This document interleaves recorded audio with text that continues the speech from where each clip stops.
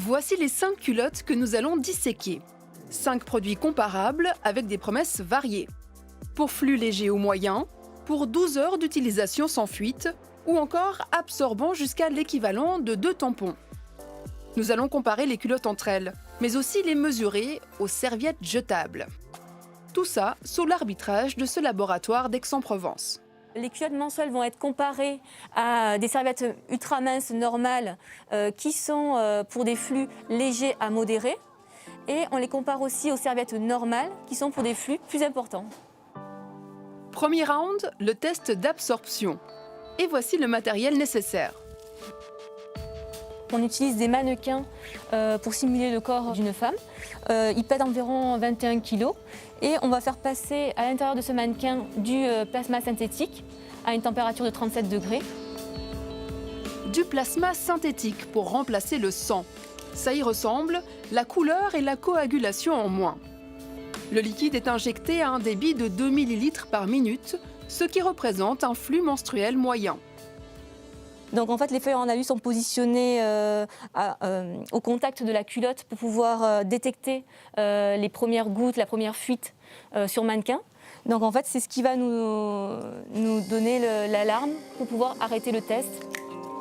Chaque produit est testé 2 fois, avec un mannequin en position debout, puis assise, une position plus délicate à cause de la pression. C'est la moyenne des 2 résultats qui permet d'évaluer la performance sur une journée. Deuxième round, le test d'humidité, important pour définir le confort à l'usage d'un produit.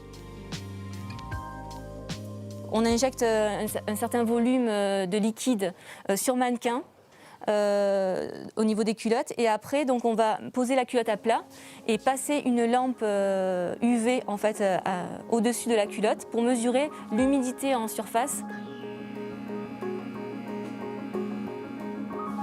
Troisième round, le temps de transpercement, c'est-à-dire le temps nécessaire au liquide pour pénétrer le produit. Il a une influence directe sur l'absorption. Si le liquide pénètre mal, la fuite est inévitable, même avec un coussin très absorbant. Ces 3 tests ont été effectués 2 fois, sur culotte neuve, puis sur culotte lavée 50 fois à 30 degrés pour simuler une utilisation d'une année.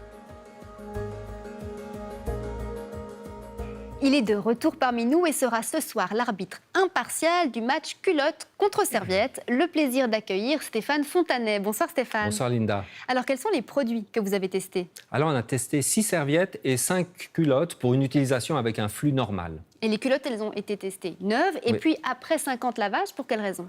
Parce que les culottes sont des produits réutilisables, donc on a estimé qu'on pouvait les réutiliser pendant 1 à 2 ans, ce qui correspond à ces 50 lavages. Dans les grandes lignes, alors quels sont les résultats de ce test? Alors les culottes sont moins performantes que les serviettes, notamment parce qu'elles absorbent moins. Si on regarde le détail maintenant des résultats, 5, c'est la meilleure note. On commence par les produits les mieux notés. Et en tête de classement, il n'y a que des serviettes. Que des serviettes. Et les 2 premières, c'est Molfina et Facel. Alors Molfina, le modèle normal plus avec ailette acheté à la Migros, est très bon selon le labo. Il obtient 4,3 sur 5. Son absorption est très bonne. Et puis le prix ramené à la pièce est de 6 centimes. On a aussi au même niveau, avec une très bonne absorption, la marque Fazel, qui vient de chez Denner, et le prix est inférieur 3 centimes l'unité. Ensuite, 2 serviettes jugées bonnes. Oui, c'est le cas pour Olivia de chez Aldi. Son point fort, toujours l'absorption. Et c'est le même constat qu'on fait pour la Siempre de chez Lidl, sur ce critère notamment. Et ensuite, enfin, une culotte. Eh oui, la première, Natura Femina, payée 20 francs 90 l'unité. Alors après 50 lavages, elle est jugée suffisante. Elle obtient un 3,7. Bonne absorption, mais elle ne protège pas assez de l'humidité. Retour aux serviettes. Oui, la serviette Natracare obtient un 3,5. Sa protection contre l'humidité, selon le labo, est à améliorer. Et c'est la plus chère qu'on ait testée, 20 centimes à la pièce. Et puis, une serviette ultra mince, comme on dit. Exact, c'est la Always Ultra Normale. Alors selon le labo, c'est l'équivalent d'une culotte ultra mince. Elle obtient un 3,5.